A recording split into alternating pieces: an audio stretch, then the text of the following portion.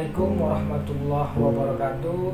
Perkenalkan, nama saya Muhammad Asbia Sidiki dari kelas R003 dengan NIM L1A1180007, program studi Kehutanan Fakultas Pertanian Universitas Jambi. Baiklah, sebelum masuk ke materi, di sini saya akan bercerita sedikit mengenai konservasi.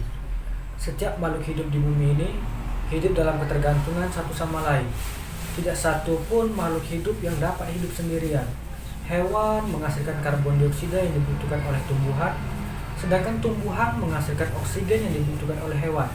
Dan masih banyak lagi hubungan saling ketergantungan yang lainnya. Kehilangan satu komponen dalam ekosistem akan berdampak besar bagi kelangsungan hidup makhluk hidup lainnya. Hal ini yang kadang tidak disadari oleh manusia. Manusia merupakan salah satu penyebab utama dari hilangnya atau terputusnya sebuah rantai makanan. Kenapa?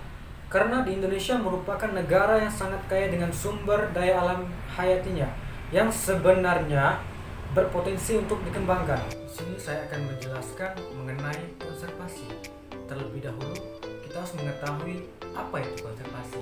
Konservasi adalah pengelolaan sumber daya alam hayati yang pemanfaatannya dilakukan secara bijaksana untuk menjamin kesinambungan persediaannya dengan tetap memelihara dan menambahkan kualitas keanekaragaman dan nilainya. Lihat dari pengertian konservasi, bahwasanya konservasi itu adalah pemeliharaan dan perlindungan sesuatu secara teratur untuk mencegah kerusakan maupun kemusnahan dengan jalan mengawetkan, pengawetan, dan pelestarian. Sekarang kita memasuki tujuan konservasi. Apa itu tujuan konservasi? Adapun tujuan konservasi, yang pertama untuk memelihara maupun melindungi tempat-tempat yang dianggap bernilai supaya tidak hancur, beralih, berganti, bersaling bertukar atau punah. Yang kedua, untuk menekankan kembali pada pemakaian bangunan lama supaya tidak terlantar. Di sini maksudnya apakah dengan cara menghidupkan kembali guna yang sebelumnya dari bangun tersebut atau mengganti guna lama dengan fungsi anyar yang memang diperlukan. Ketiga, untuk melindungi benda-benda sejarah ataupun benda zaman purbakala dari kehancuran atau kerusakan yang diakibatkan oleh faktor alam, mikroorganisme, dan kimiawi. Yang keempat, untuk melindungi benda-benda remover alam yang dilakukan sebagai selaku ala menurut langsung, yaitu dengan teknik membersihkan, memelihara, dan membaguskan baik itu secara fisik maupun secara langsung dari pengaruh berbagai macam aspek, misalnya seperti faktor kawasan yang bisa merusak benda-benda tersebut. Baiklah, adapun manfaat dari konservasi tersebut. Apa sih manfaat dari konservasi tersebut? Adapun manfaat konservasi, yang pertama untuk melindungi kekayaan ekosistem alam dan memelihara dige, proses ekologi juga keseimbangan ekosistem secara berkelanjutan. Kedua, untuk melindungi spesies botanika dan fauna yang langka atau hampir punah. Ketiga, untuk melindungi ekosistem yang indah, menarik, dan juga spesial. Keempat, untuk melindungi ekosistem dari kerusakan yang disebabkan akibat faktor alam, mikroorganisme, dan lain-lain. Kelima, untuk mencegah kerugian yang diakibatkan hilangnya sumber genetika yang terkandung pada flora yang menciptakan bahan pangan dan petunjuk untuk obat-obatan.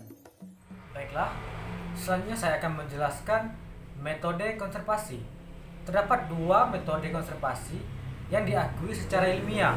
Yang pertama itu metode konservasi in situ, dan yang kedua, metode konservasi ex situ. Nah, apa sih metode konservasi in situ dan ex situ itu?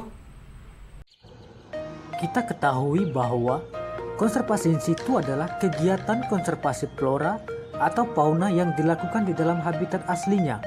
Konservasi in situ mencakup kawasan suaka alam seperti cagar alam dan suaka marga satwa, dan kawasan pelestarian alam seperti taman nasional, taman hutan raya, dan taman wisata alam. Sedangkan konservasi ex situ yaitu kegiatan konservasi flora atau fauna yang dilakukan di luar habitat aslinya. Konservasi ex situ dilakukan oleh lembaga konservasi seperti kebun raya, arboretum, kebun binatang, taman safari, dan tempat penyimpanan benih dan sperma satwa. Itulah materi penyuluhan konservasi yang dapat saya sampaikan. Lebih dan kurang saya mohon maaf. Saya akhiri. Wassalamualaikum warahmatullahi wabarakatuh. Salam lestari, salam rimba.